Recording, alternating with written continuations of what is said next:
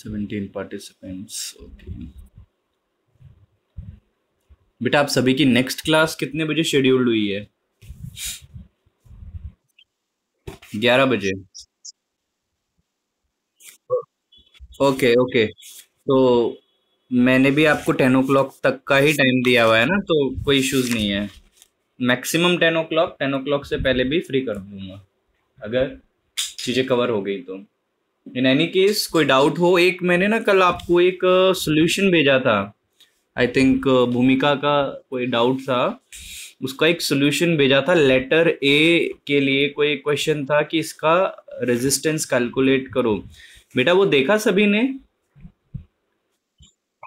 समझ समझ में आ गया ना वो थोड़ा सा? क्योंकि मैंने लिखा हुआ ही है, क्या पता आपको समझ ना आया हो तो मुझसे पूछ सकते हो। इस टाइप का हम कोई भी लेटर ले सकते हैं अल्फा एबीसीडी के अल्फाबेट में। करवाया होगा क्लास में मैंने, बट मुझे याद नहीं है कि किस सेक्शन में नहीं कराया, किस में कराया, तो थोड़ा सा चेंज हो जाता है कई क्लासेस में ना। कराया था। ओके ओके ओके, तो कोई नहीं, वो भूल गई होंगी। ओके। सो स्टार्ट करें क्या? वीडियो रिकॉर्डिंग हो रही है नहीं हो रही है तो चेक करेंगे। Okay it's recording. बेटा अभी 2 ही मिनट हुई है, 35 पे एग्जैक्टली स्टार्ट कर दूंगा मैं। अगर आपकी कोई भी पर्टिकुलर डाउट है तो मुझे बता सकते हो। एग्जाम्पलर करना शुरू कर दिया?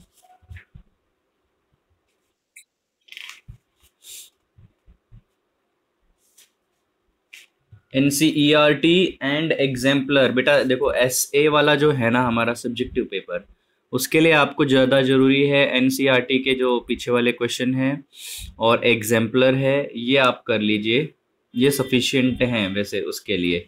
लेकिन जब आप ऑब्जेक्टिव पे आते हो तो आपको लखमीर सिंह के ऑब्जेक्टिव करने चाहिए। वो ज़्यादा नंबर ऑफ क्वांटिटी में है और एनसीईआरटी के लेवल तक ही है। प्रदीप भी बहुत अच्छी है, वो थोड़ा हायर एप्लीकेशंस को यूज़ करती है, मतलब that is a second level. वो रिक्वायर्ड है बट वो सेकंड लेवल पर रिक्वायर्ड है। जब ये चीज़ें हो जाएं तो उसे ज़रूर करें।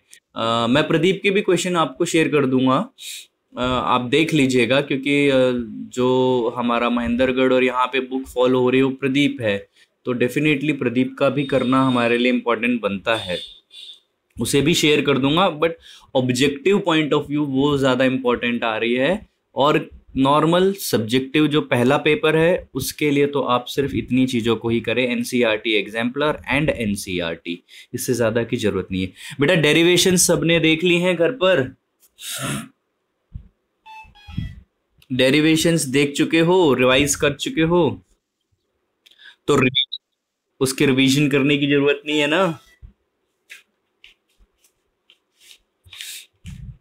ठीक है, अगर ज़रूरत नहीं है तो हम डायरेक्टली आते हैं। बेटा कल वाला न्यूमेरिकल पार्ट समझ में आ गया था जो कल की क्लास में हमने डिस्कस किया था?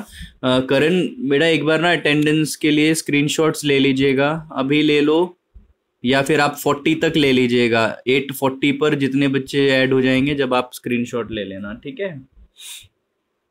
चलो ओके। तो बेटा कल वो एक सर्किट करवाया था, एक्चुअली उस सर्किट को कहते हैं मिक्स्ड सर्किट। तो मिक्स्ड सर्किट आपको समझ में आ गया था, क्योंकि सारे कॉम्प्लिकेटेड क्वेश्चंस का वही एक मेन जेस्ट है। वैसे क्वेश्चंस आपके अगर आएंगे तो वो सब कवर कर देगा। आ गया हो तो अच्छी बात है, नहीं आया तो एक एग्जाम्पल और भी देख सकते हैं। नहीं तो अगर आपको आ गया तो मैं अगला एग्जाम्पल आपको प्रैक्टिस के लिए दूंगा। अब आप बताइए मुझे जल्दी से, मुझे क्या करना है? एक और ले लें? ठीक है चलो एक और ले लेते हैं, कोई दिक्कत नहीं, एक और ले लेंगे।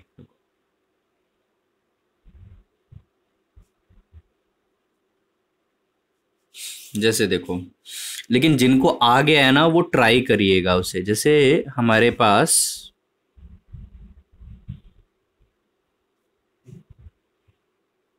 बेटा, मैं शॉर्ट में रजिस्टर के लिए सिंबल ले रहा हूँ, वैसे वो काफ़ी ज़्यादा होता है जिग जिग, है ना? तो ये मैं शॉर्ट लिखने के लिए ले रहा हूँ। It is 4। नो, इसे 6 ले लेते हैं, इसे 12 ले लेते हैं। ये 3 ले लेते हैं।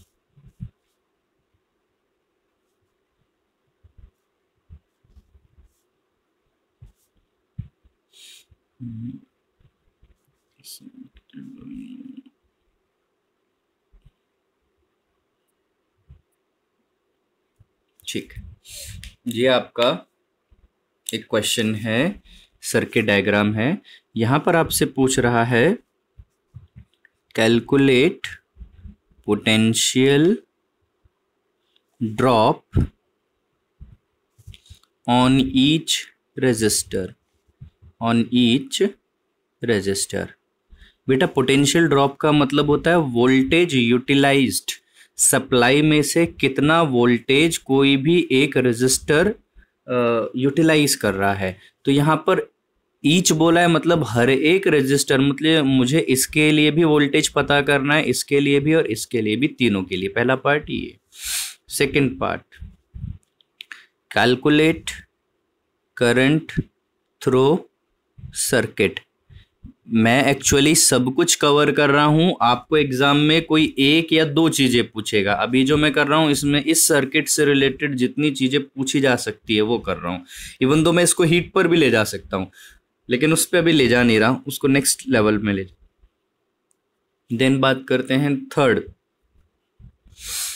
Calculate current through each resistors. ये सर्किट का करंट है, ये आप समझ सकते हो कि सर्किट में टोटल करंट कितना फ्लो कर रहा है। ये है current through each resistor. Each का मतलब है 3 में से कितना जा रहा है, 6 में से कितना जा रहा है, 12 में से कितना। चलो इसको एक लेवल और ले जाते हैं, कैलकुलेट हीट डेसिपेटेड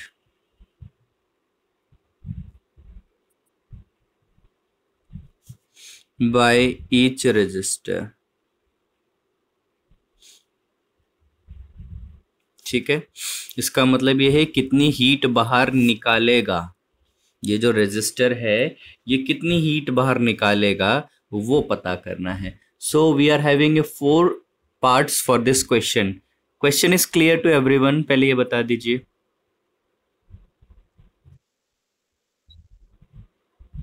क्या कह रहे हो?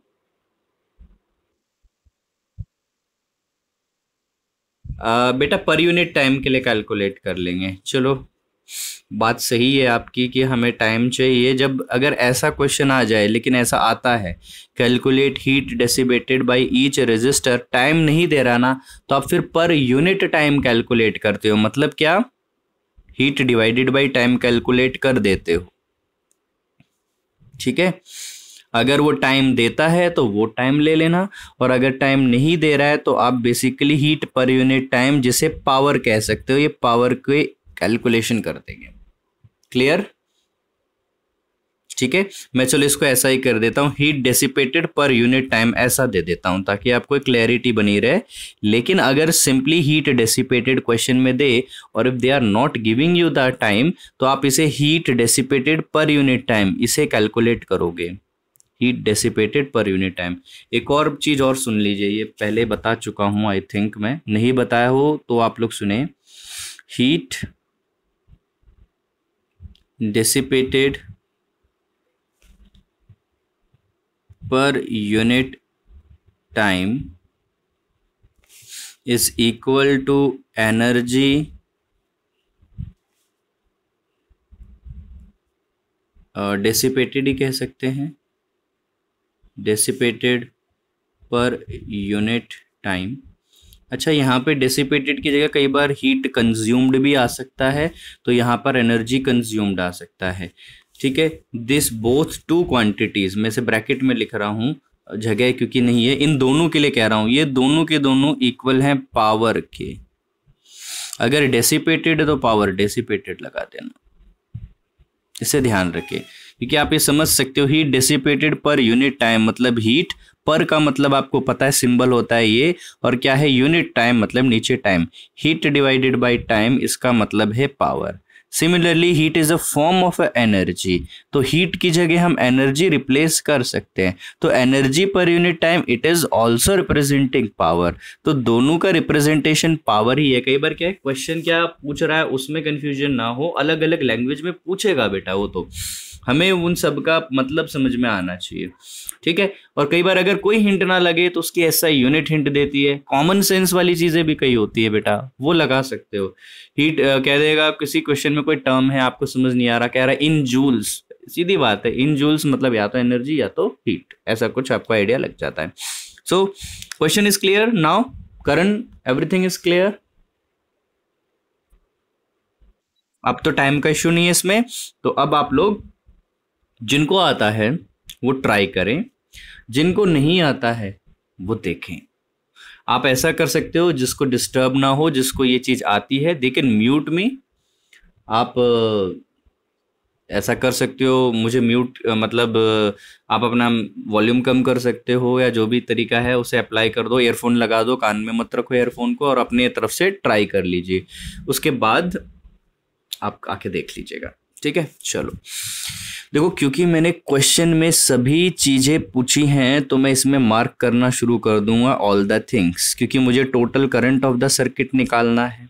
तो सर्किट का करंट वो करंट होता है जो बैटरी से निकल रहा है, बैटरी से आई करंट निकल रहा है। ये आई करंट जब ऐसे गया, रास्ता ऊपर मुड़ा तो ऊपर मुड़ गया, राइट में मुड़ा तो राइट में मुड़ गया। अब यहाँ पर इसके पास करंट के पास दो रास्ते, तो करंट भी दो पार्ट्स में डिवाइड हो गया, एक तरफ I1 और एक तरफ I2। ये दोनों करंट यहाँ आकर जब मिले तो मिले कौन, I1 और I2, तो ये वापस क्या बन जाएगा, I ही बन जाएगा। रीजन बीइंग, यहाँ पर अगर आप इसे जंक्शन कहते हैं, एक रूल है, जंक्शन में आने वाला करंट, एंटर करने वाला करंट एग्जिट करने वाले करंट के बराबर होता है। एंटर करने वाले करंट का मतलब है जितनी एरो इसमें आ रही है वो बाहर जाने वाली एरो के सम के बराबर होगा। एरो से मतलब एंट्री, तो इसमें कितनी एरो जा रही है, एक आई के बराबर एरो जा रही है। अब जंक्शन पे देखोगे तो एक आई के बराबर एरो जा रही है, और इससे बाहर दो एरोज जा रही है, एक I1 और I2। तो रूल कहता है इस जंक्शन पे देखो आने वाली एरोज मतलब हो गया करंट एंटरिंग, वो इक्वल होगा करंट एग्जिट, तो टोटल करंट एग्जिट कितना हो गया, I1 प्लस I2। तो यहां पर ये दोनों मिलेंगे तो ठीक है, वो होगा I1 प्लस I2, तो वो इक्वल हो गया I के। पीछे वो देख चुके थे, ये सब चीजें हम पहले भी पढ़ चुके हैं। फिर इतना हो गया, तो ये तो करंट मार्क किया है।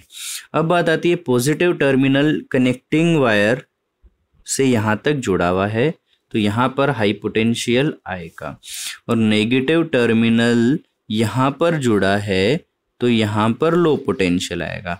मतलब जो टोटल आपका 35 वोल्ट है वो यहाँ से इसके बीच में मिलेगा, मतलब इस वाले पॉइंट से इस वाले पॉइंट के बीच में 35 वोल्ट मिलेगा। 6 और 12 को 35 नहीं मिल सकता क्योंकि यहाँ पर लो पोटेंशियल नहीं है, नेगेटिव टर्मिनल यहाँ जुड़ रहा है। तो यहाँ वाले को हम लोग ऐसे VL डैश ले लेते हैं। इस बार इतना कंफर्म हो गया कि इस पूरी पोर्शन पर हाई पोटेंशियल है, इस पूरे पोर्शन पर लो पोटेंशियल है। तो अब नेमिंग कर देते हैं, इसका वोल्टेज V1 दे देते हैं यहाँ तक, और यहाँ तक का हो गया V2। इतनी बात कंफर्म है, लेकिन यहाँ से यहाँ तक टोटल 35 होगा। This is clear to you और नॉट, ये मुझे बताते हैं। जो भी मैंने मार्किंग करी है वोल्टेज की, ये क्लियर है? क्लियर है। अब देखो इतनी मार्किंग कर ली आपने तो आपको काफी चीजें क्लैरिटी आ जाती है। मैंने क्या बताया था कल भी, इट इज ऑलवेज पहले चेक ये करना है एक रेजिस्टर पर आपको ओम्स लॉ में से अगर दो चीजें पता हैं तो आप लोग क्या करो, ओम्स लॉ अप्लाई कर दो। और अगर नहीं पता है तो इक्विवेलेंट पर आओ, और इक्विवेलेंट से जो चीज इजीली निकल सके उसे निकालो। जैसे देखो 6 ओम 12 ओम क्या पता है, रेजिस्टेंस पता है, आने वाला करंट I1 अननोन, इसको मिलने वाला वोल्टेज V1 अननोन। तो यहाँ पर हम कुछ भी चीज डायरेक्टली ओम्स लॉ अप्लाई करके नहीं निकाल सकते, मतलब ओम्स लॉ यहाँ पर अप्लाई नहीं किया जा सकता। कुछ कैलकुलेट करने के लिए ओम्स लॉ अप्लाई कर सकते हैं, लेकिन ओम्स लॉ अप्लाई करके कुछ कैलकुलेट नहीं होगा। फिर 3 पर आए, 3 का voltage unknown and current unknown, तो इसका मतलब इसमें हमें इक्विवेलेंट पर जाना ही पड़ेगा। वैसे जनरली एक छोटी सी बात है, ये मिक्स्ड सर्किट है, मिक्स सर्किट में हमेशा हम प्योर सीरीज में कन्वर्ट करते हैं, लेकिन उसका आइडिया मैंने आपको इस लॉजिक से लगवाया है कि इक्विवेलेंट क्यों लेना।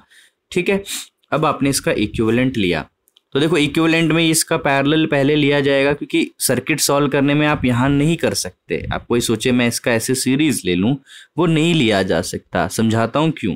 अगर आप इन दो का सीरीज अगर कोई बच्चा लेने की सोचेगा तो क्या होगा, एक रेजिस्टर यहाँ से एक रेजिस्टेंस यहाँ से तोड़ दिया जाएगा। अगर इसे यहाँ से मैं हटाता हूँ, इसे यहाँ से हटाता हूँ, तो ये वाला जॉइंट तो अभी भी इसके साथ जुड़ा हुआ है, तो मतलब इसे यहाँ से भी तोड़ना पड़ेगा, और जो नया रेजिस्टर आएगा वो इस हाई और इस लो के बीच में लगेगा। ये वाला रेजिस्टर तो ओपन सर्किट में चला जाएगा। तो आप कभी ऐसे सीरीज नहीं, ऐसे वाला सीरीज नहीं तोड़ सकते। ठीक है, तो पहले क्या है, ये दिख रहा है ना पैरेलल में है, तो इसे प्योर सीरीज में कन्वर्ट करें, मतलब वही तरीका, इसका पहले पैरेलल लें। इसका पैरेलल कितना आ जाएगा, आई थिंक 4 आ रहा होगा, चेक कर लेते हैं। 6 into yes upon 18 it is 4। तो इन दोनों का पैरेलल हटाया। अब देखो क्या बताया था, कनेक्शन में जो चीज सेम होती है, पैरेलल कनेक्शन में वोल्टेज सेम होता है, तो इक्विवेलेंट के लिए भी वो क्या होगा, सेम होगा। तो इसका इस कनेक्शन का पैरेलल है 4 ओम। ठीक है, ये 4 ओम लगेगा कहाँ पे, इस और इस पॉइंट, मतलब यहाँ इस जगह से इसे तोड़ के हटाया गया। अब इसे लगाया तो देखो इसको हटाने और लगाने से कोई और रेजिस्टर ओपन सर्किट तो नहीं बना रहा, तो इधर कोई दिक्कत नहीं है। ठीक है, यहाँ पर यहाँ, ठीक, तो इसको वोल्टेज मिला, यहाँ पर वी हाई था, यहाँ पे वी एल डैश था। इसको वोल्टेज वही मिलेगा जो इनके लिए सेम था। इनके लिए क्या था, V1, तो इक्विवेलेंट के लिए भी V1। तो पैरेलल के इक्विवेलेंट में और पैरेलल कनेक्शन को सेम वोल्टेज मिलता है। ये चीज हो गई। इसके आगे वाले रेजिस्टर में कोई चेंज नहीं करा था, उसे एज इट इज लगा दीजिए, और उसको मिलने वाला वोल्टेज V2 था, वैल्यू थी 3। ये हमने कर दिया कंप्लीट। अब देखिए अगेन हम आते हैं इस पर। ठीक है, आई करंट जा रहा था, अब आप चेक कर सकते हो इन दोनों में मिलकर आई जा रहा था, तो इनके इक्विवेलेंट में से भी आई करंट जाएगा। देखो अभी भी इनमें से आई करंट ही जा रहा है, क्योंकि देखो इसमें जो करंट गया, इसमें जो करंट गया, इनकी जगह जो 1 लगा उसमें से कितना जाएगा, I1 + I2, मतलब आई के बराबर आई करंट जा रहा है, और आगे वाले में आई जा रहा है, इसमें पहले आई ही जा रहा था। ये चीजें सारी कंफर्म होती चल रही हैं। आगे चलते हैं, आगे क्या पता लगा। अगेन क्या अभी कुछ निकल सकता है, वोल्टेज अननोन, करंट अननोन, मतलब हमें एक स्टेप और आगे जाना पड़ेगा इक्विवेलेंट के लेवल पे। तो सबसे पहली चीज हमेशा इस तरह के सर्किट में टोटल करंट ऑफ सर्किट ही निकलेगी। इसका भी इक्विवेलेंट क्यों ले रहा हूं, क्योंकि इस पर अभी भी 2 अननोन क्वांटिटी हैं, potential and current. This 2 are unknown. Okay Karan, आपने शायद भेज दिया है बेटा ना, आई थिंक। थैंक यू बेटा, thank you. Okay, now again अब इसका नेक्स्ट स्टेप में एक और इक्विवेलेंट लें, तो इन दोनों का सीरीज का कॉम्बिनेशन की वैल्यू क्या आएगी, दिख रहा है, दिस विल बी 7। तो अब ये देखिए, ये दोनों मिलके V1 + V2 ले रहे थे, तो टोटल कितना आ जाएगा, 35। नहीं तो ये सोचो ये दोनों, हाँ सॉरी 7 ओम आएगा। ठीक है, तो यहाँ पर V हाई लिखा है और यहाँ पर आपका V लो होगा, और V हाई माइनस लो इसके बराबर है, तो इसको टोटल वोल्टेज कितना मिल रहा है, 35। आप ऐसे भी देख सकते हो। अब जैसे मैंने 7 लगाया, तो 7 को यहाँ हाई मिलेगा, यहाँ पर लो मिलेगा, और हाई माइनस लो कितना है आपका, बैटरी के पोटेंशियल ड्रॉप के बराबर, तो इसको 35 वोल्ट। अब आप देख पा रहे हो, इस रेजिस्टर की बात करें, इसका हमें रेजिस्टेंस पता है और इसका पोटेंशियल ड्रॉप पता है। 2 चीज़ें नोन हो गई, तो इस पर हम ओम्स लॉ अप्लाई कर सकते हैं। So apply Ohm's law on 7 ओम। 7 ओम पर अप्लाई कर दीजिए। सो V = IR। V का मतलब ये जो भी रेजिस्टर की वैल्यू रखूंगा मैं यहाँ पर, उसको मिलने वाला वोल्टेज, मैंने जैसे मान लो 7 यहाँ पर पहले रख दिया, ठीक है, इसको मिलने वाला वोल्टेज 35, इसको मिलने वाला करंट पता नहीं है I, तो I की वैल्यू कितनी हो गई 35/7, that is how much 5 ampere. अब हमने इक्विवेलेंट से निकाला तो इसे मैं कनेक्शन में रख सकता हूं क्योंकि इस कनेक्शन सीरीज कनेक्शन का इक्विवेलेंट है ना। ठीक है, देखो ये इक्विवेलेंट किसका है, इसे कहेंगे सीरीज इक्विवेलेंट। तो आप रखोगे किसमें, सीरीज कनेक्शन में। सीरीज कनेक्शन कौन सा था, इससे ऊपर वाला, तो इसमें रख सकते हो। और वैल्यू के सिंबल भी हम लोग सेम ही यूज कर रहे हैं यहाँ पर I, तो इससे 5 एम्पियर यहाँ रख सकते हो। अब आप 5 एम्पियर यहाँ रखते हो तो देखोगे इन दोनों रेजिस्टर के लिए दो नोन क्वांटिटीज बन गई। इसके लिए एक नोन क्या आ गया, करंट आ गया, इसके लिए भी एक नोन करंट आ गया। तो मैं अभी इस पर ओम्स लॉ अप्लाई कर सकता हूं। देखो ओम्स लॉ जब भी अप्लाई होगा जब एक रेजिस्टर पर या एक सर्किट एलिमेंट पर दो नोन डेटा पता हो। अब इस पर अप्लाई करके देख लो। ओम्स लॉ अप्लाई करें किस पर, ऑन 4। ठीक है, सो V इक्वल्स टू IR, ये 4 ओम पर करेंगे, इसके बाद 3 ओम पे करेंगे। सो V की जगह मतलब जो भी मैं रेजिस्टर रख रहा हूं, जैसे मैं 4 ओम, उसको मिलने वाला वोल्टेज V1। करंट कितना है आपने अभी अभी कैलकुलेट करा 5, तो कितना हो गया 20 वोल्ट। क्या ये V1 किसी सर्किट किसी का इक्विवेलेंट है क्या, ये देखो ये जो 4 ओम रेजिस्टर है किसी का इक्विवेलेंट था। अगर आप देखोगे तो actually it was RP parallel equivalent, किसका, इस वाले का। तो हम यहाँ पे V1 जो है, यहाँ भी V1 सिंबल है, यहाँ भी V1 सिंबल है, इसे अगले वाले में पुट कर सकते हैं। कितना आया 20। ये एक क्वेश्चन सब चीजें कैलकुलेट करवा देगा आपकी। ठीक है, तो इसलिए अगर एक ये क्वेश्चन कर लोगे तो इसके बेसिस पर आगे वाले क्वेश्चन इसमें इसके छोटे पार्ट होंगे, ये नहीं होगा डायरेक्ट पैरेलल जुड़ा होगा। अभी 2 मिनट बाद आप लोग ये चीज देख लेना। अगला आपने इस पर अप्लाई करा तो रेजिस्टर कितना है 3, उसके थ्रू जाने वाला करंट कितना है बेटा, यही 5 ओम इसमें से जाएगा, इसमें से, because this is a series connection, both the resistor will have same current, so it is 5, ये हो गया 15 वोल्ट V2। और इन दोनों का सम 35 के बराबर होना चाहिए, ये चीज आपको दिख भी रही होगी 35।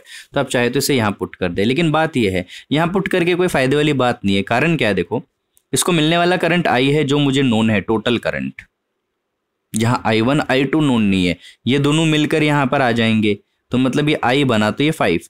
तो इस रेजिस्टर की तो तीनों चीजें अब पता लग चुकी हैं, वोल्टेज पता लग गया, रेजिस्टेंस गिवन था, करंट हमने कैलकुलेट कर लिया, तो इस पर और कुछ कैलकुलेट करने की जरूरत नहीं है। हाँ, हीट कैलकुलेट करेंगे जब बात देखेंगे।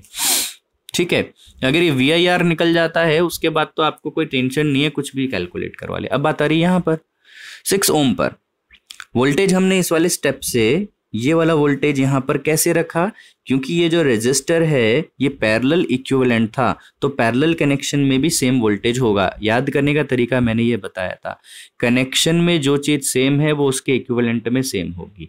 पैरेलल कनेक्शन में वोल्टेज सेम होता है तो वो उसके इक्विवेलेंट के लिए सेम होगा। तो इक्विवेलेंट से निकालो गे वो इजी होगा, तो इक्विवेलेंट से निकाल के कनेक्शन में पुट कर दो। It is always easier to calculate from the equivalent, equivalent से निकाल के कनेक्शन में पुट कर दो। ये हम बेसिक प्रोसीजर फॉलो करते हैं।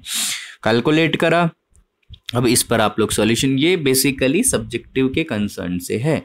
ठीक है, ओके, अब क्या कर सकते हैं, क्या मैं 6 ओम पर ओम्स लॉ लगा सकता हूं, तो देखिए 6 ओम वोल्टेज रेजिस्टेंस पता है, वोल्टेज 20 पता है, तो हम अप्लाई कर सकते हैं। ठीक है, नाउ अब जो हम लगा रहे हैं 6 ओम पर एंड 12 ओम पर, क्या लगा रहे हैं, ओम्स लॉ। ठीक है, तो 6 ओम को मिलने वाला वोल्टेज, मैं एक बार ओम्स लॉ सिर्फ लिख रहा हूं, उसको मिलने वाला voltage V1 is equal to current I1 into R। ठीक है, वोल्टेज कितना है उसका 20, करंट हमें कैलकुलेट करना है, it is 6, so I1 is equal to 20/6, that is 10/3। Similarly 12 पर आते हैं तो V1 is equal to I2R, क्योंकि वोल्टेज तो V1 सिंबल ही मैंने लिया है इसके लिए, 20 equals to I2 into 12। So what is I2, it is 20/12, तो इसका कैलकुलेशन क्या होगा 10/6। ठीक है, इट इज 10/6। तो दोनों का एडिशन आप अगर चेक करते हो, इट मस्ट बी 5, आप चेक कर सकते हो क्योंकि इसका एडिशन 5 के बराबर आना चाहिए। तो आप ये 20/6 ही ले लो इसको 10/3 की जगह, और इसे 10/6। सो it is 20 plus this 10 30 again 5 ampere verify हो रहा है। मतलब ये करने के लिए कोई नहीं कह रहा, सिर्फ हम अपने क्लैरिटी के लिए एक बार देख रहे हैं। जब प्रैक्टिस कर रहे हैं, जब ये सब चीज़ें करेंगे, एग्जाम में करने की ज़रूरत नहीं है वेरीफाई करने की, अनटिल एंड अनलेस वो बोले ना। बेटा ये चीज़ क्लियर हुई है पूरी? अभी कोई डाउट है तो मुझे बता सकते हो।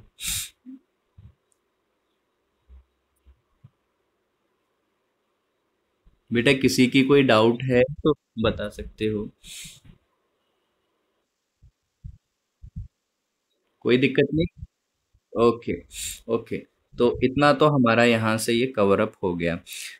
अब हम आते हैं इसके हीट पार्ट पे। तो देखो ये एक्चुअली इस क्वेश्चन का पार्ट था, तो इसीलिए हीट कैलकुलेट करना इजी हो गया अब हमारे लिए, क्योंकि हमारे पास हीट के बेसिकली दो फॉर्मूले हैं जिनमें रेजिस्टेंस आता है। मैं ये नहीं कह रहा हीट के सिर्फ दो फॉर्मूले हैं, क्योंकि क्वेश्चन किससे रिलेटेड है? रेजिस्टर के नेम से रिलेटेड है। तो हीट के दो फॉर्मूले हैं हमारे पास, I²RT जिसमें रेजिस्टेंस आता हो, और एक हो गया हीट इक्वल टू V²/RT, क्योंकि रेजिस्टर पे तो हीट निकालनी तो रेजिस्टेंस तो चाहिएगा।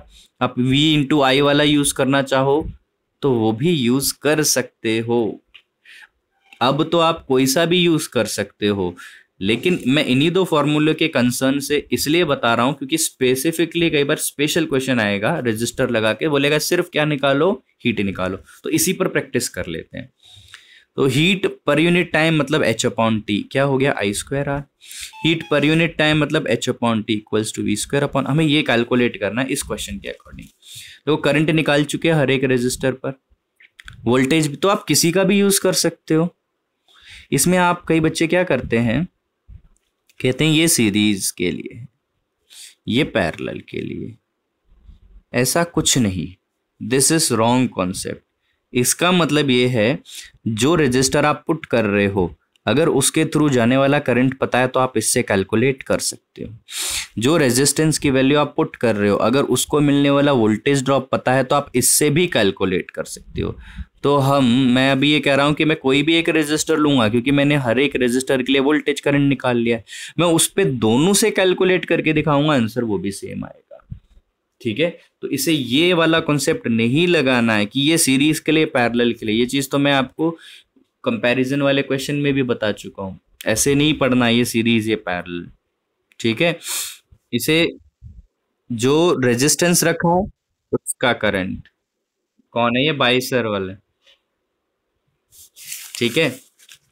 तो अब जरा यहां पर देखें, अगर हमने ये वाला रेजिस्टर ले लिया तो इसके लिए अगर मैं हीट, बेटा मैं यहीं कहीं थोड़ा सा कैलकुलेट करना चाह रहा हूँ, या फिर कोई बच्चा मुझे अपनी स्क्रीन शेयर कर देता तो मैं उधर से वैल्यूज लिख लेता। ठीक है, कोई नहीं, मैं लिख लेता हूँ नेक्स्ट पेज पर। आप लोग चेक करते चलना। देखो 6 ओम पे voltage V1 is 20 and current I1 is 10/3।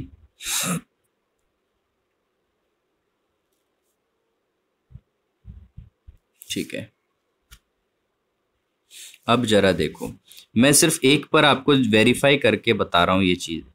Heat upon time मैं अगर लिखता हूं I²/R से कैलकुलेट करूंगा इसी 6 ओम के लिए, और इसी के लिए हीट अपॉन टाइम V²/R से कैलकुलेट करूंगा। बेसिक वही चीज है, जो रजिस्टर रखा उसमें से जाने वाला करंट, जो रजिस्टर रखा उसको मिलने वाला वोल्टेज। आप लोग इसे बैटरी का सेल का वोल्टेज नहीं लोगे। ठीक है, इस बात का ध्यान रखना है। देखिए अगर मैं 6 ओम की बात कर रहा हूं तो मैंने रेजिस्टेंस रखा 6, इसको मिलने वाला करंट 10/3, तो इसका क्या है? स्क्वायर। इससे जो आंसर आएगा वही आंसर इससे आएगा। चेक कर लेते हैं। इसका क्या हुआ? 100/9 मल्टीप्लाई 6, 3 2 जा 3 3 जा, that is answer is 200/3 joules. ध्यान रखिएगा सब चीज हम SI में रख रहे हैं, आंसर जूल्स में आ जाएगा। अब इसको यहां पर देखो, heat upon time. Reason being मैं इसको कैसे यूज कर सकता हूं, मुझे वोल्टेज पता है। रेजिस्टेंस कितना है? 3, इसको मिलने वाला वोल्टेज 20 का स्क्वायर इट इज 400/3, एक मिनट, v²/r इंटू टी, 400/3। एक सेकेंड बेटा, करंट की वैल्यूज चेक कर लें कहीं गलत वाली ना पुट हो रही हो यहाँ पर, है ना।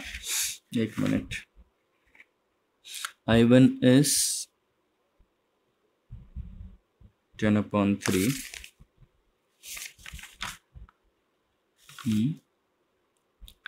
I1 is 10/3, voltage is 20, I1 is 10/300/9।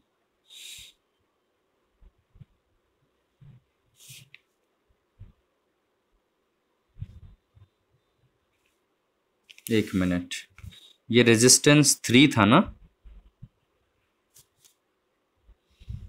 Sorry यहाँ सही है, यहाँ गलत लिखा है हमने, यहाँ 6 है, ठीक। रेजिस्टेंस तो 6 है, यहाँ 3 लिख गया था, यहाँ 6 है, तो ये 6 करें, कैंसल आउट करोगे तो 200/3। एक वैल्यू यहाँ गलत लिख गई थी, it is 6, resistance is of 6 ओम पर चेक करें तो यहाँ 6 ओम है, यहाँ हमने सब कुछ सही किया है।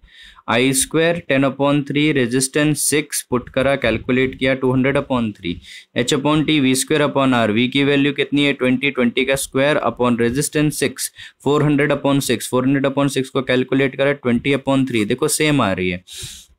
क्लियर है बेटा, ये थोड़ा डाउट तो नहीं हुआ इधर, यहाँ 3 गलती से पुट हो गया था, बताइए। अब आप इसको इससे भी कैलकुलेट कर सकते हो, V इंटू आई से भी, बेसिक फॉर्मूला तो आपका हीट का V इंटू आई इंटू टी भी होता है, क्योंकि इस क्वेश्चन में हमें सब पता है, हम कोई सा भी फॉर्मूला लगा सकते हैं। V इंटू आई से चेक करोगे तो भी ये आएगा, देखो V कितना है 20, I कितना है 10/3, आंसर इज 20/3। तो याद रखें, it is not for series, is not for parallel. इसका मतलब है जो रेजिस्टर रख रहे हैं उसके थ्रू जाने वाला करंट पता हो, इसका मतलब है जो रेजिस्टेंस रख रहे हैं उसको मिलने वाला वोल्टेज पता हो, मतलब पोटेंशियल ड्रॉप पता हो, बस इतनी सी बात। सीरीज पैरेलल स्पेसिफाई नहीं करोगे, ध्यान रखिए, ठीक है। क्लियर सभी को? Okay okay. अब बेटा ये, चलो अभी इतना तो हमने कर लिया, अब ये वाली डेफिनेशंस पता है ना, 1 वोल्ट क्या है, 1 एम्पियर क्या है, 1 ओम्स क्या है, रेजिस्टिविटी के फैक्टर्स, रेजिस्टिविटी की डेफिनेशन, ठीक है। कॉन्स्टेंटीन एंड मैग्नेटिन जो हम यूज करते हैं रेजिस्टेंस बनाने के लिए, उसका रीजन, ऐसे कंसेप्चुअल क्वेश्चंस आते हैं, ठीक है। इसीलिए मैंने आप लोगों को वो जो है ना लखमीर सिंह के लिए बोला है, क्योंकि उसमें ये 1 वर्ड क्वेश्चंस में MCQ में ये चीजें कवर काफी हो रखी हैं, इसलिए मैं आपको उसके लिए बोलता हूँ, और कोई है ऐसा बात नहीं है, ठीक है। इट इज वेरी गुड, अच्छी बुक है बोर्ड के लिए। बोर्ड के लिए हम ये कह रहे हैं, आप लखमीर सिंह पूरी कर लो, उसमें से सारे क्वेश्चन कर लोगे, वो सब कुछ कवर कर देता है, अकॉर्डिंग टू बोर्ड सब कुछ कवर कर देता है। चलो आगे चलते हैं, ठीक है। अब आते हैं हम लोग स्पेसिफिकली, अब हम लोग देखो रेजिस्टेंस सब कुछ कैलकुलेट कर चुके हैं, पावर और हीट के कॉन्सेप्ट पर चलेंगे।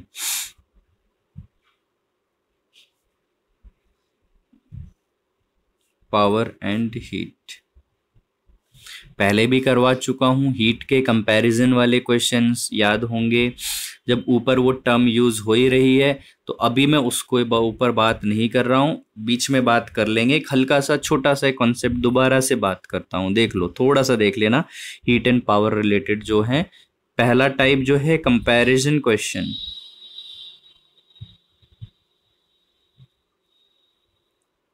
देखो बेटा एक बहुत बेसिक सी बात है, कंपैरिजन करना जब इजी होता है जब जो कोई एक मतलब जिस चीज का हम कंपैरिजन कर रहे हैं, ठीक है, जिन दो लोगों का, दो चीजों का कंपैरिजन कर रहे हैं, वो सिर्फ एक चीज के हिसाब से वेरी कर रही हो, सिर्फ एक फैक्टर पे डिपेंड कर रही हो, तो कंपैरिजन करना इजी होता है, ठीक है।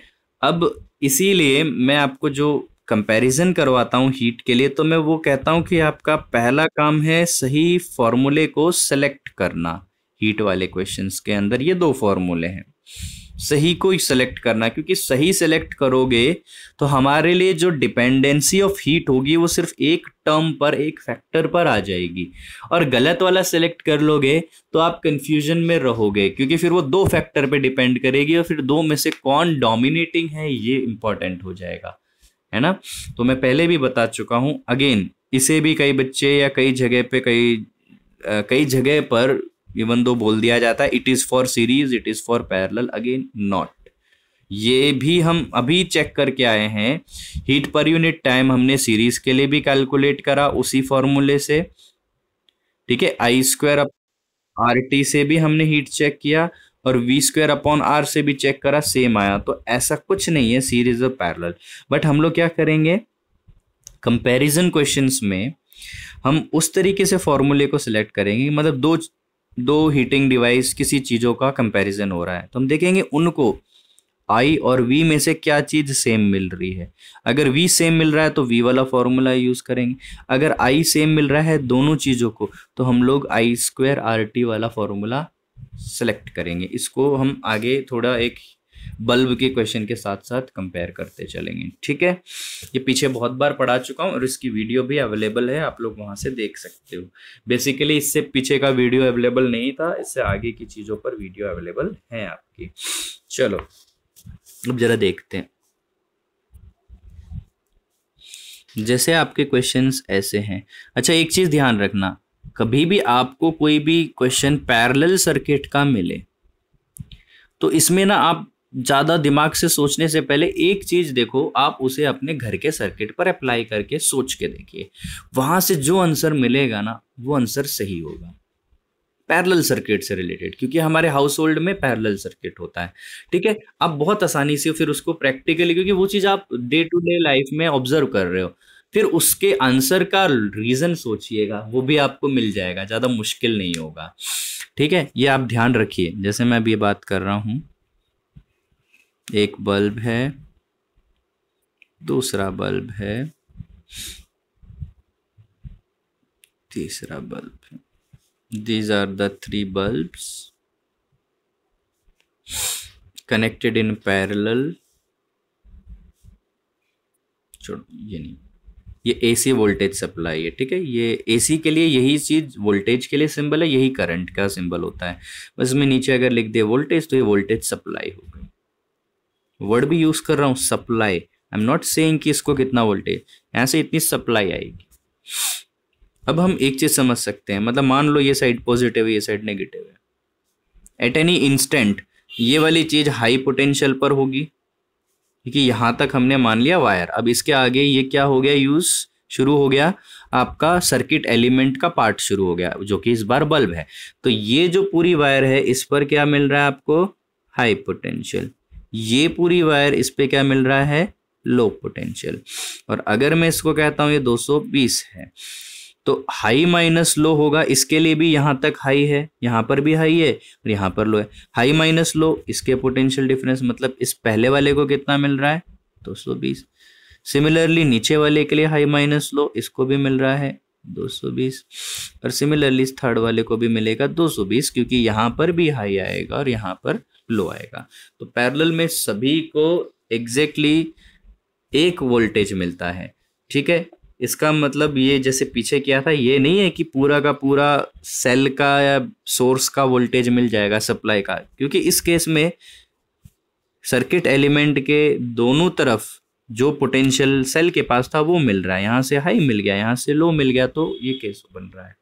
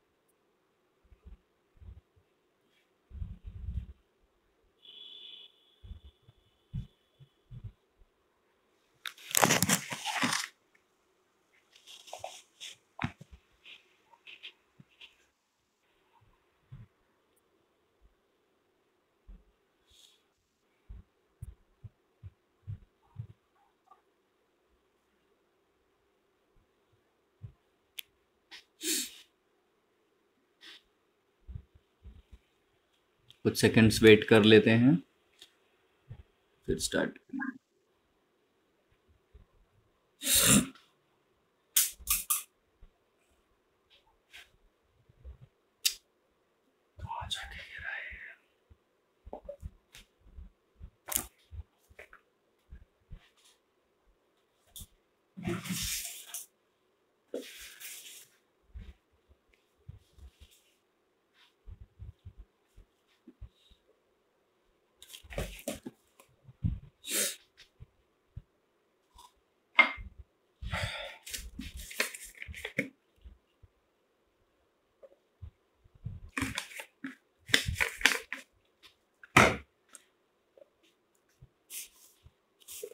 ओके,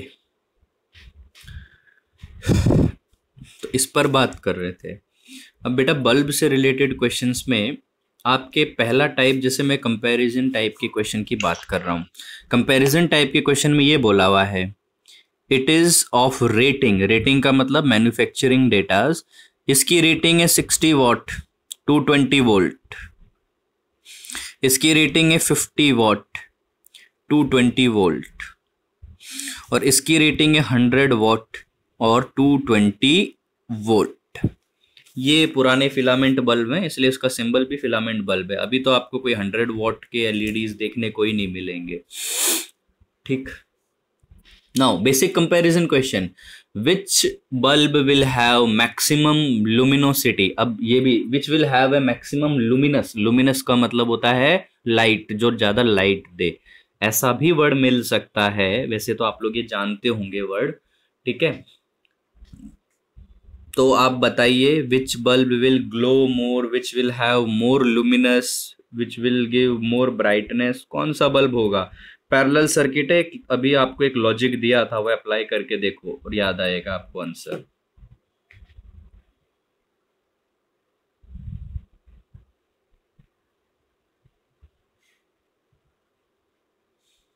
यस क्लास, क्या हुआ, मेरी आवाज जा रही है ना, जा तो रही है। आप ऊपर वाले को ये 60 50 100 विच विल गिव मोर ब्राइटनेस, सिर्फ ये पूछा है, ये नहीं पूछ रहा कितनी हीट कितना कुछ, सिर्फ ब्राइटनेस कंपैरिजन में बताना है किसकी ज्यादा होगी किसकी कम होगी। किसकी, समवन हैज रिप्लाइड, कोई बच्चे जवाब दे रहे थे।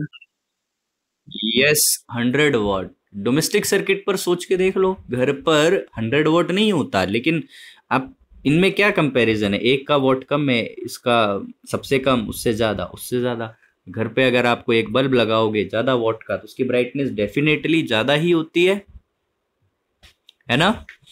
सेम टाइप के बल्ब्स ला रहे हो, they are, you are having a 3 LED bulbs, ठीक है। इन 3 एलईडी बल्ब्स को आपने अलग अलग कमरों में लगाया, सबकी वॉट रेटिंग अलग थी। अगर सबकी वॉट रेटिंग अलग थी तो आप देखोगे जिस कमरे में आपने ज्यादा वॉट का बल्ब लगाया उसकी ब्राइटनेस ज्यादा होगी। ये तो आपने प्रैक्टिकली ऑब्जर्वेशन से बात करी, ठीक है। इसको हमेशा अपने साथ रखिएगा इस कॉन्सेप्ट को, ठीक। जैसे मैं इसमें अभी किसी एक बल्ब को फ्यूज कर देता हूं तो ब्राइटनेस पे क्या फर्क आएगा, सीधी बात ये है ना। 50 वॉट बल्ब गेट फ्यूज्ड, फिर अगेन डोमेस्टिक सर्किट पर अप्लाई करो, 50 what bulb get fused. Now comment about the brightness of the remaining bulb, functioning bulbs. क्या आएगा,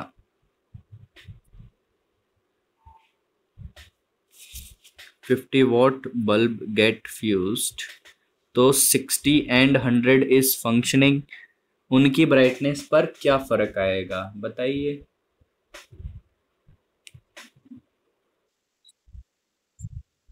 नो इफेक्ट, डेफिनेटली वही है, चाहे वो फ्यूज हो जाए, चाहे उसके अंदर अगर स्विच लगाए, स्विच दे दिया जाए, तो वही बात है। घर में भी यही चीज है, आप किसी कमरे की लाइट स्विच ऑफ कर रहे हो तो ऐसा थोड़ी आपका पंखा तेज चलने लग जाएगा, आपके कमरे की लाइट बढ़ जाएगी, है ना, ऐसा कुछ नहीं है।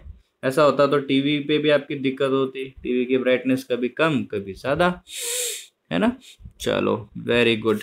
तो डोमेस्टिक सर्किट पर पैरेलल वाले अप्लाई करके देखा करो, लॉजिक्स मिल जाएंगे। अब इसका रीजन पर आते हैं, ठीक है।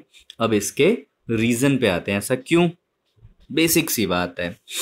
देखो हम ये कह सकते हैं ये जो ब्राइटनेस प्रोड्यूस करेगा उसका कॉन्सेप्ट हमने दिया था इससे, heat is directly proportional to brightness.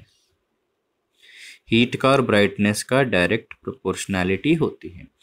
अब कंपेयर किसे करना है, first bulb, second bulb, third bulb.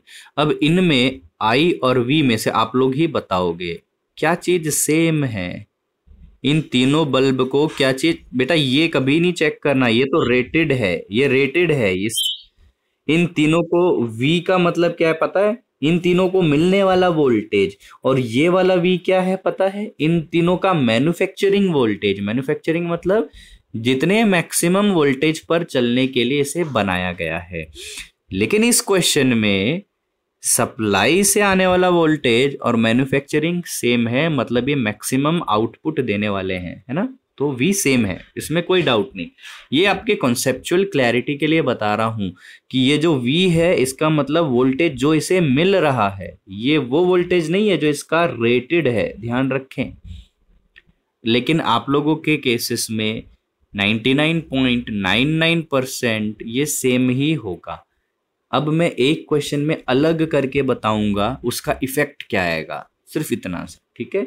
एक क्वेश्चन में सप्लाई अलग होगी और यहाँ पर रेटेड अलग होगा। मैं उस पे आपको बताऊंगा एक क्वेश्चन, उससे इफेक्ट क्या आएगा। मे भी क्लास में डिस्कस हुआ हो, लेकिन अभी एक और बार कर लेते हैं, ठीक है। बट बोर्ड में नहीं आता ये कंफर्म है। हाँ ये मैं जरूर कह सकता हूँ प्री बोर्ड में आ सकता है। प्री बोर्ड में कोई भरोसा नहीं है, वो कुछ ना कुछ नया एक्सपेरिमेंट करते ही रहते हैं, कभी लेंस लो डाल देते हैं, कभी कुछ, तो कुछ भरोसा नहीं। Okay, so voltage is same, तो आप हीट से पता करोगे। अगेन अभी पीछे एक छोटा सा लॉजिक बताया था। क्या लॉजिक बताया था, कंपैरिजन क्वेश्चंस, हीट पता करनी है तो देखो इन दो फॉर्मूले से, ठीक है। इन दो फॉर्मूले पर हम आए और देखा इनके लिए क्या सेम था, वोल्टेज सेम था, तो ये वाला फॉर्मूला यूज होगा, मतलब heat equals to V square upon R into T। तो टाइम ऐसा पैरामीटर है कंपैरिजन में जो सेम रहेगा, हमेशा सेम ही रहता है, ठीक है। रही बात वोल्टेज सेम, तो heat is inversely proportional to resistance. अब बात आएगी रेजिस्टेंस के फैक्टर पर। अब रेजिस्टेंस कैसे पता लगता है, इसीलिए मैन्युफैक्चरिंग डेटा देता है, क्योंकि resistance of any circuit element, अगर आप मैं बल्ब लिखता हूँ ना उसकी जगह मैं सर्किट एलिमेंट लिखूँ वो एकदम ज़्यादा जनरल टर्म होगी। अब मैंने लिख रहा हूँ रेजिस्टेंस ऑफ बल्ब, ये होता है V rated square upon power rated. हमें कोई रेजिस्टेंस कैलकुलेट नहीं करना है, सीधी बात है कि कैलकुलेट करने को कह नहीं रहा है। हम कैलकुलेट करके अपना टाइम क्यों वेस्ट करें, हम एक बार सिर्फ इसे पुट करके देखते हैं किस पर डिपेंड कर रहा है। आर की वैल्यू पुट करो, V square rated upon power rated. तो आप देखोगे पावर रेटेड कहाँ चला जाएगा, इस वाले क्वेश्चन के न्यूमरेटर में, power rated upon V square rated. अब अगेन यहाँ दो टर्म हो गई है, लेकिन आप एक चीज देखो कि जिनका कंपैरिजन हो रहा है क्या उनके लिए कोई एक और चीज सेम है। देखो पावर रेटेड तो सबके लिए अलग है ना, 60, 50, 100, लेकिन देखोगे वोल्टेज रेटेड सेम है, तो इसकी वजह से हीट में कोई चेंज नहीं आने वाला। तो अब क्या आ रही है आपको क्लैरिटी कि heat is directly proportional to power rated हो रही है।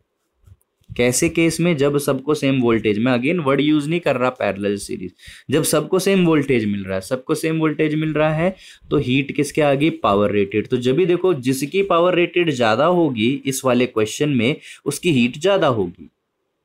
यही चीज हमने पीछे देखा, 100 वाट का ही तो आंसर आया था, 100 वाट की पावर ज्यादा थी तो इसलिए उसकी हीट डेसिपेशन ज्यादा होगी, ठीक है। हमने इसको ऐसे किया है सॉल्व, ये हो गया आपका सब्जेक्टिव में अगर ये 2 नंबर में आता है तो हमें इतना करने की जरूरत है। सिंपली पूछे तो हम वैसे बता सकते हैं, which will glow more, objective में बेसिकली बता सकते हैं। बेटा समझ में आई ये बात, ठीक है। यहाँ आर की जगह सर्किट एलिमेंट की वैल्यू पुट करी, फिर 2 टर्म बनी, तो अगेन हमने इसमें देखा किस फैक्टर पे डिपेंड कर रहा है। तो देखा ये वाला फैक्टर तो सभी बल्ब के लिए सेम है, 220, 220, 220।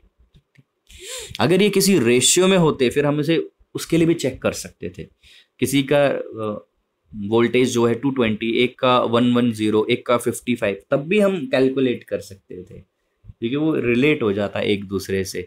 हम ऐसा किसी एक को वी मान लेते सबसे छोटे वाले को, दूसरा जो उसका डबल है उसको 2v मान लेते, तो उससे भी आंसर आ जाता, अलग होने से भी दिक्कत नहीं थी।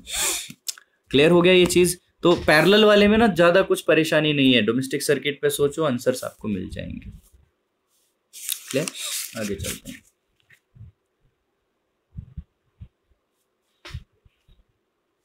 अब जो पिछला क्वेश्चन था,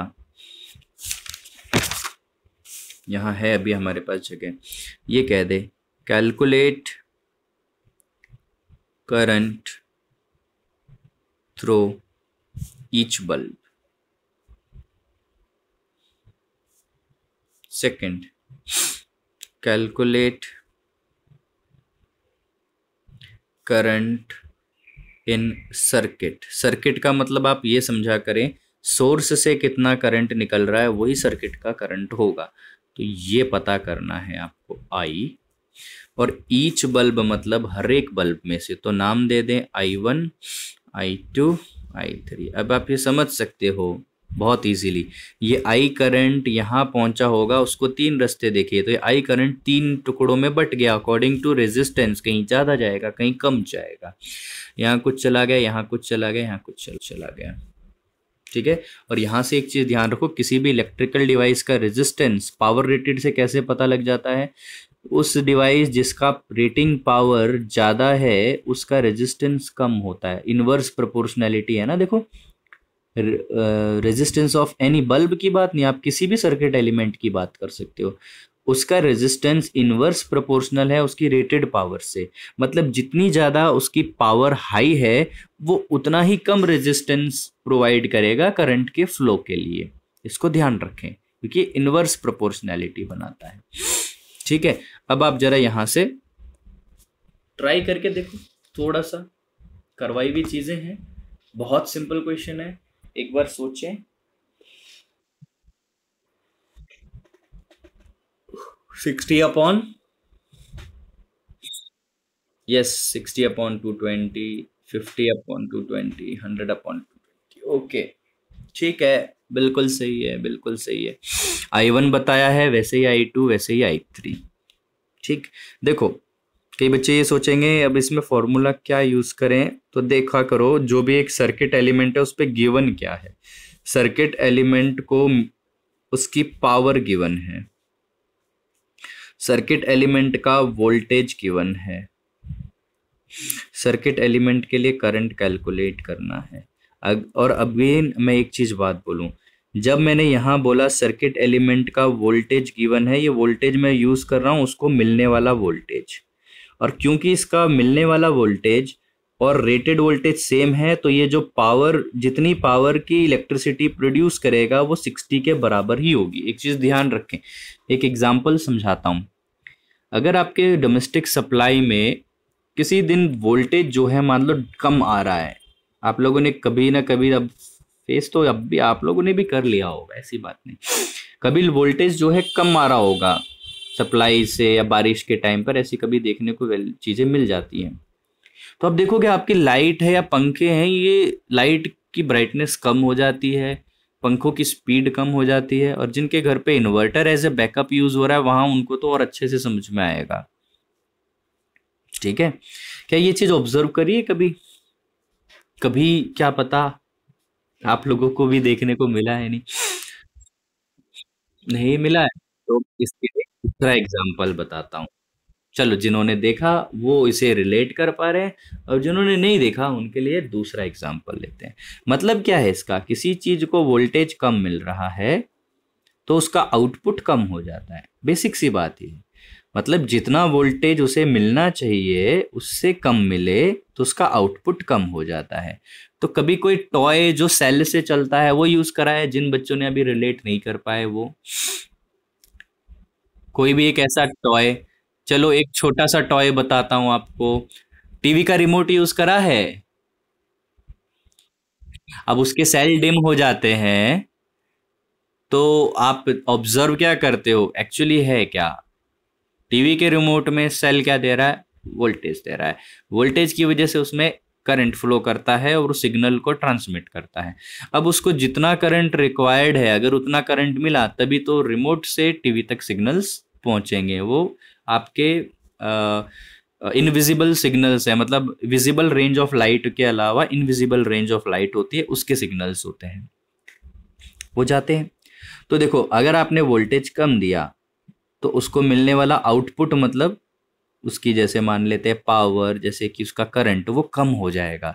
वो कम होगा तो वो जो प्रोड्यूस कर रहा था सिग्नल वो रिड्यूस हो गए। अब आपने बच्चों ने कहा टॉय यूज किया हुआ है, कोई भी टॉय हुआ, ठीक है, अगर उस टॉय के अंदर लगने वाला सेल, एक कार है टॉय से चलने वाली, उसमें लगने वाला सेल जैसे ही उसका वोल्टेज रिड्यूस होता है तो मान लो वो आगे मूव कर रही थी, उसकी मूवमेंट की स्पीड कम हो जाएगी।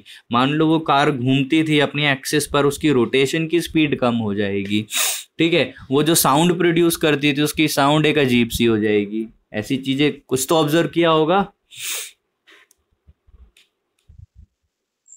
तो बस वैसी ही बात कर रहा हूं मैं। अगर यहां पर इसको 220 की जगह 200 वोल्ट मिले तो इस बल्ब का आउटपुट तो एक ही चीज से देखा जाता है, लाइट से, तो इसकी ब्राइटनेस क्या है, कम हो जाती है, फैंस की स्पीड रिड्यूस हो जाती है। ये चीज हमें देखने को मिलती है, ठीक है, ये चीज हमें वहां पर देखने को मिलती है। आप लोगों को ऑब्जर्व नहीं हो पाता, देख नहीं पाते कई बार, इवन दो कॉस्मोस में भी है ऐसा रितिका, वहां पर भी बैकअप कई बार जाता है और थोड़ा सा ऐसा आ जाता है जो बैकअप पूरा वोल्टेज का नहीं होता, तो वहां पर भी कई बार आपको ऑब्जर्व हो। हाँ बस उतना ही ऑब्जर्व कर लो, वो वही चीज है, ठीक है, कि वोल्टेज सप्लाई आपकी कई बार रिड्यूस्ड आती है, कई बार आती है, एसी नहीं चला पाते उस समय, ठीक है।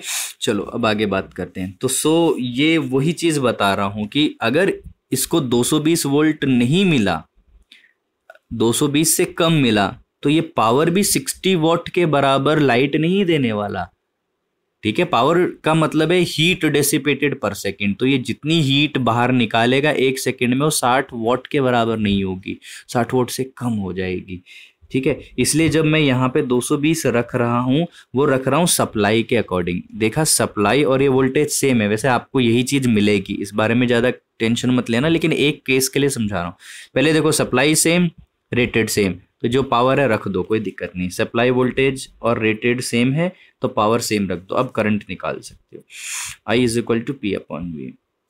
एक्चुअली फॉर्मूला तो है P equals to V into I. यहाँ से आई निकालना था तो आई को सब्जेक्ट बनाया तो बना P अपॉन वी। यूज करें, अप्लाई करें, you will get the answer 60 upon 220। Easy question है, बहुत इजीली हो जाएगा, ठीक है। रिमेनिंग पे भी निकाल लोगे, निकालना क्या, सीधा सीधा बोलते जाओ, 50 अपॉन 220, 100 अपॉन 220, खत्म हो गया ना बेटा, ये क्वेश्चन हो गया पूरा। इसके लिए पता करना है 50 अपॉन 220, इसके लिए 100 अपॉन 220 लिखने की जरूरत है या नहीं, बता दो। चलें आगे, अब जो मैं कह रहा हूं उस पे बात करते हैं। बहुत कम चांस है, लेकिन मैं कह रहा हूं कि हाँ इनमें आ सकता है, जो अभी हमारे टेस्ट हो रहे हैं, ठीक है। महेंद्रगढ़ नारनौल वाले कुछ ना कुछ ऐसा लेंज लॉ डाल सकते हैं, तो ये भी डाल सकते हैं। Lenz law is not at all related to your topics, तो ये तो थोड़ा बहुत करता भी है।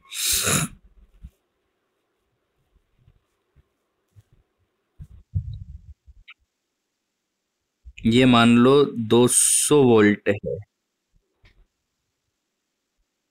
60 watt, 220 volt, these are the rated datas.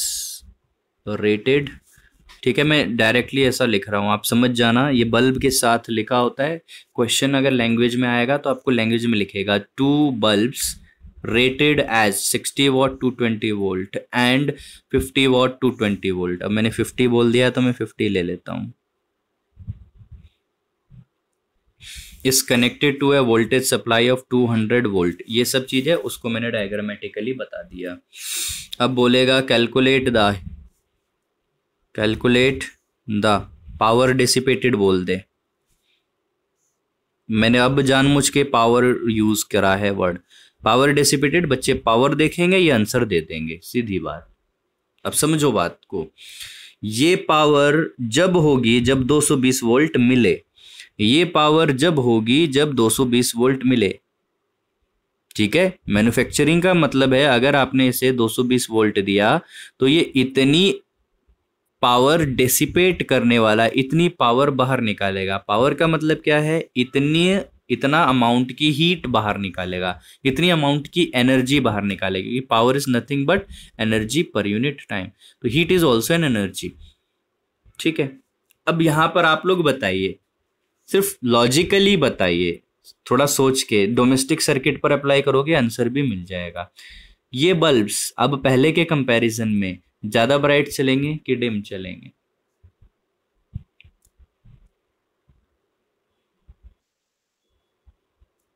और किसी बच्चे का आंसर? मुझे 2-3 आंसर्स तो सुने कम से कम, 2-3 बच्चों से आंसर सुने, 2-3 वैरायटी की बात नहीं कर रहा मैं। और किसी को क्या लग रहा है, डोमेस्टिक सर्किट पर सोचें इसे? डिम, यस डेफिनेटली डिम होगा। मतलब हमारा जो भी आंसर आएगा, अगर मैं पहले बल्ब की बात करूं तो 60 वोट नहीं आने वाला। हम चेक करके देखें इसे 60 वोट आएगा कि नहीं। देखो जल्दी से, अब क्योंकि यहां मैंने डीसी लगा दिया है, यहां पर होगा हाई वोल्टेज, यहां पर होगा लो वोल्टेज, ये चीज होगी।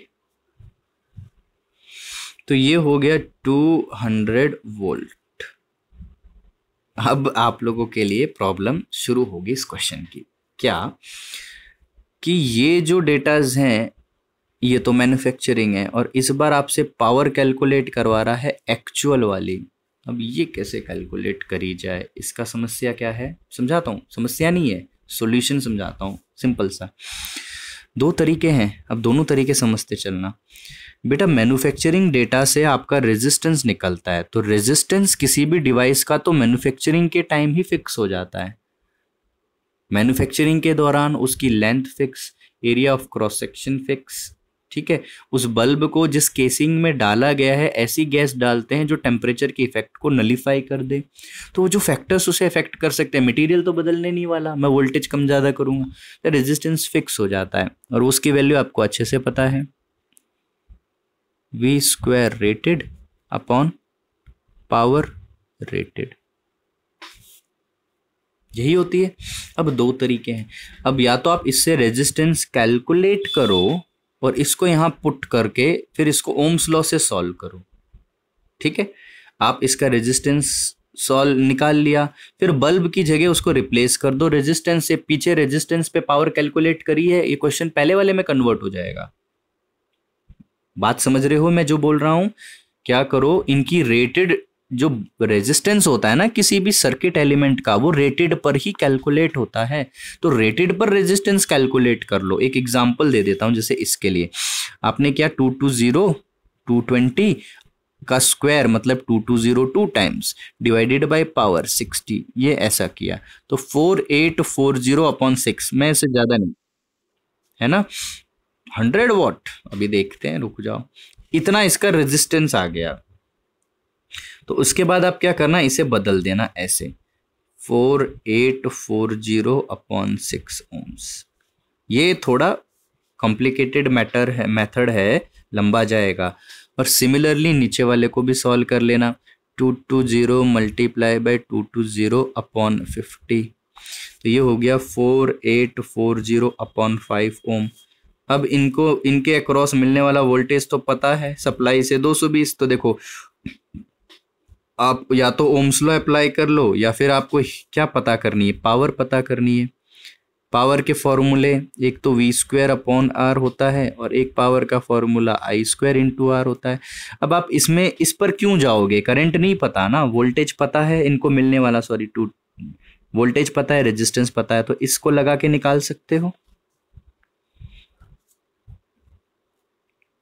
पावर, इसको लगा के निकाल सकते हो। जैसे इसके लिए पावर, अब ये पावर में वोल्टेज जो यूज कर रहे हैं वो इसको मिलने वाला वोल्टेज है 200, रेजिस्टेंस के लिए हमें यूज करना पड़ता है रेटेड, मल्टीप्लाई 200 अपॉन रेजिस्टेंस कितना है 4840/6, 6 ऊपर जाके मल्टीप्लाई हो जाएगा।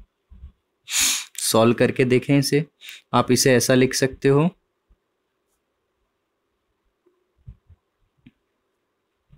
It will not come out to be जो आप बोल रहे थे वैसा तो नहीं आना चाहिए। इसे कैंसिल करा, इसे कैंसिल करा, अब ये आपके और कैंसिल होंगे। 10/11, दिस इज 100/11। तो ये पूरी की पूरी कैलकुलेशन आपकी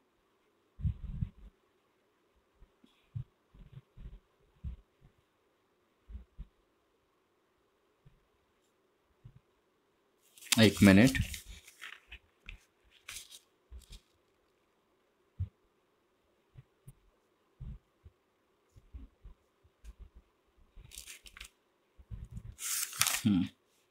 इस पूरे को कैलकुलेट करोगे जब जाके आंसर आएगा। तो आप देख रहे हो ये थोड़ी सी क्या बन रही है, थोड़ी सी कैसी बन रही है, कॉम्प्लिकेटेड बन रही है। अब इसका एक तरीका और देता हूं। देखो जो रेजिस्टेंस हमने यहां से कैलकुलेट करा है तो ये बात तो कंफर्म है रेजिस्टेंस फिक्स रहेगा। तो ये जो रेशियो आपको मिला है रेटेड का, तो यही रेशियो आपको इससे भी मिलना चाहिए।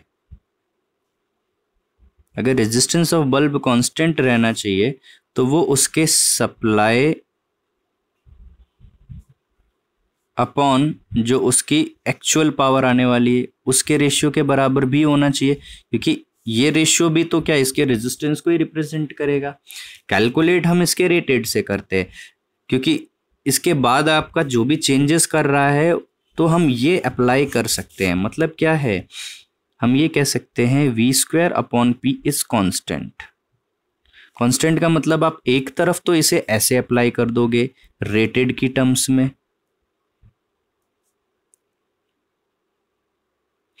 और एक तरफ आप कर दोगे सप्लाई की टर्म में। मतलब ये सप्लाई की वजह से कितनी पावर आ रही है। अब आप देखोगे तो ये सीधा सा क्या हो गया, सिंप्लीफाइड हो गया। हमें इतना कुछ करने की जरूरत नहीं है। रेटेड की वैल्यू रखो, voltage 220 into 220 upon rated power कितनी थी 60।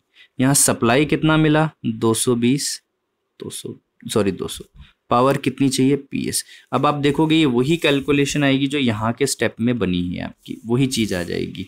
जस्ट कैलकुलेटेड बेटा, बस ये थोड़ा सा क्या है इसमें मैंने स्टेप्स रिड्यूस करवा दें हैं आपको। बस ये कैलकुलेट करने में उतना तो करना पड़ेगा। 200 multiply by 200 multiply by 60 divided by 220 multiply by 220, ये वैल्यू आपकी यहाँ से कैलकुलेट होकर आएगी। ठीक है, ये वैल्यू आपकी यहां से कैलकुलेट होकर आएगी। It is different from the given value, जो भी आपकी गिवन वैल्यू है उससे ज्यादा डिफरेंट होगी। ठीक है, ये उससे ज्यादा डिफरेंट होने वाली है, तो इसको कैलकुलेट कर लीजिएगा। जो भी आपका आंसर आएगा उसे देख लीजिएगा। ठीक है, क्लियर बेटा?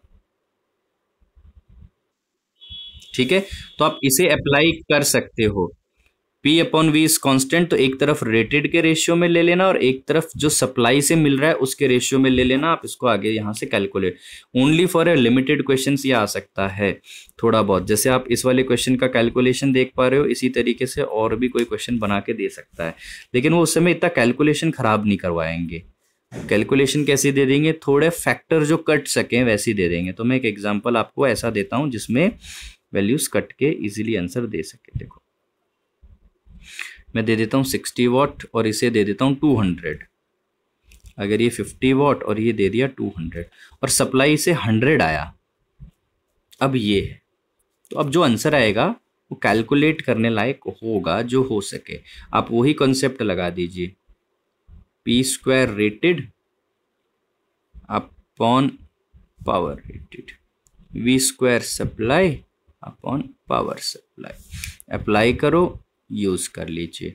ठीक है, V² रेटेड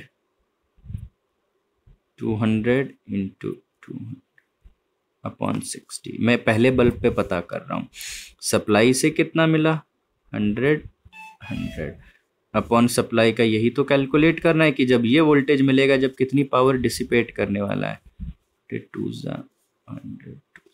ठीक है, सो what is the power supply 60/4 calculate करा भी आपने। देखो ये इसे इसका रेसिप्रोकली करोगे, how much value it is given 15। तो आप अभी क्या देख पा रहे हो, जब हमने सप्लाई रिड्यूस करा तो आपका ये जो वोल्टेज है ये रिड्यूस पावर सप्लाई की वैल्यू कम आ गई। पहले कितनी आ रही थी 60 वॉट, अब कितनी आ रही है 15। जो हम डोमेस्टिक सर्किट से कोरिलेट कर रहे थे, क्या वो चीज यहाँ जस्टिफाई होती हुई दिख रही है आपको? देखो इसमें भी आएगी ये। बेटा ये फैक्टर जो है ये 1 से कम होगा, 60 से मल्टीप्लाई होगा तो 60 से कम आंसर देगा, लेकिन उसको कैलकुलेट करना थोड़ा गंदा बन रहा था तो हटा दिया मैंने उसे वहां से।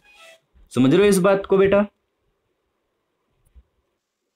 आप 50 वॉट पे चेक करो, आपका जो पीएस की वैल्यू आएगी, मतलब सप्लाई वोल्टेज पे जो पावर डिसिपेट होगी उसकी वैल्यू 50 से कम आ जाएगी। चेक करो, बताओ मुझे कितनी आ रही है। तो ये वाला भी अगर आ जाए तो ऐसे अप्लाई कर सकते हो।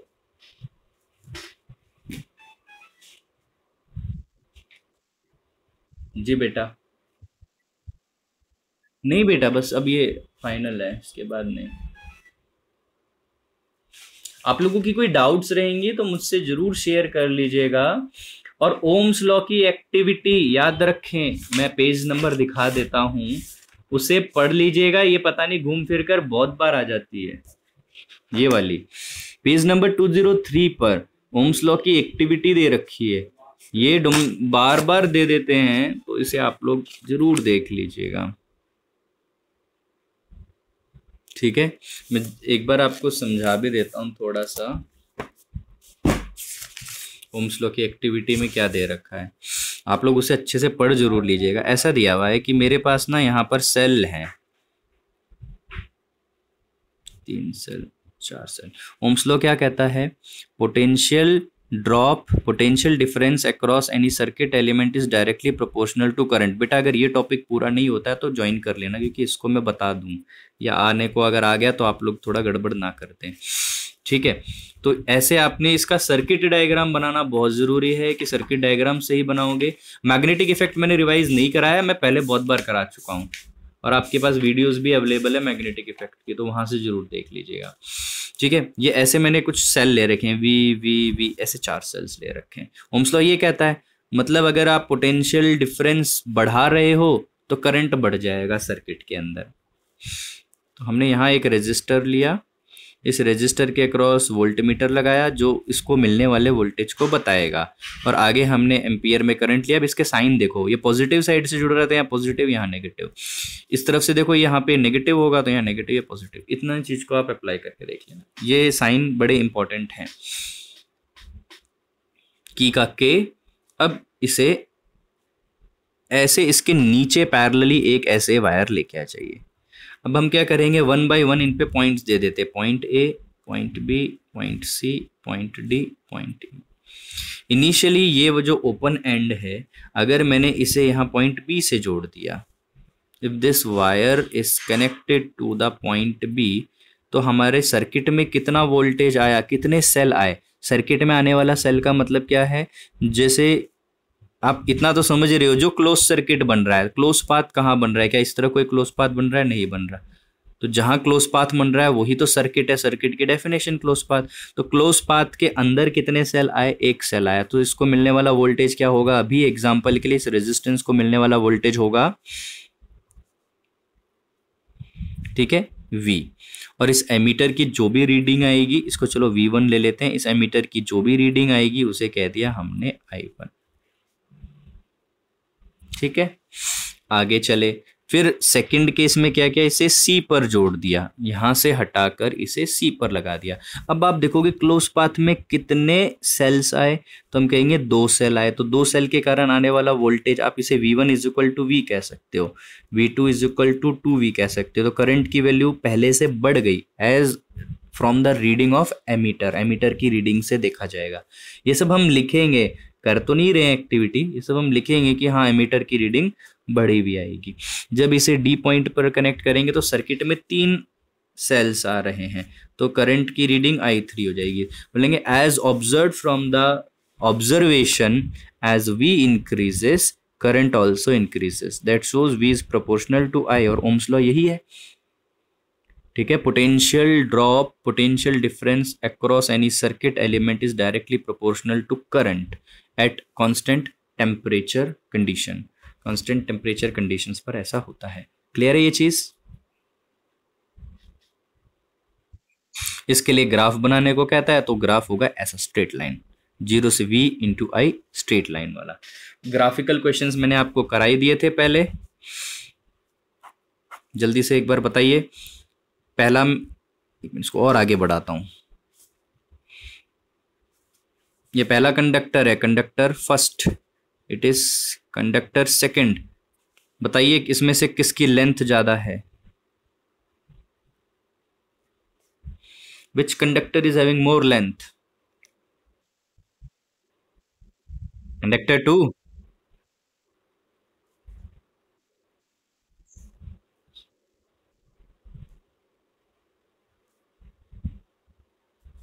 अब देख लो, मैंने कुछ चेंज करा है।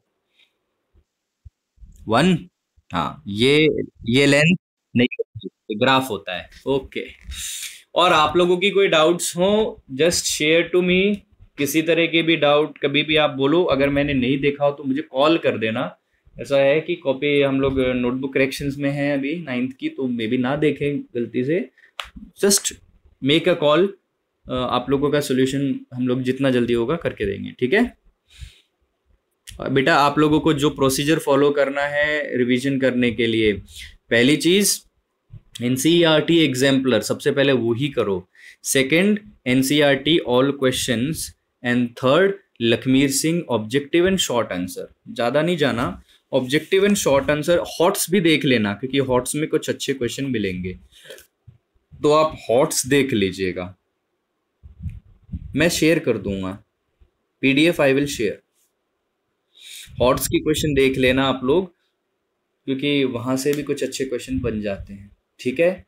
That's all for today, have a nice day.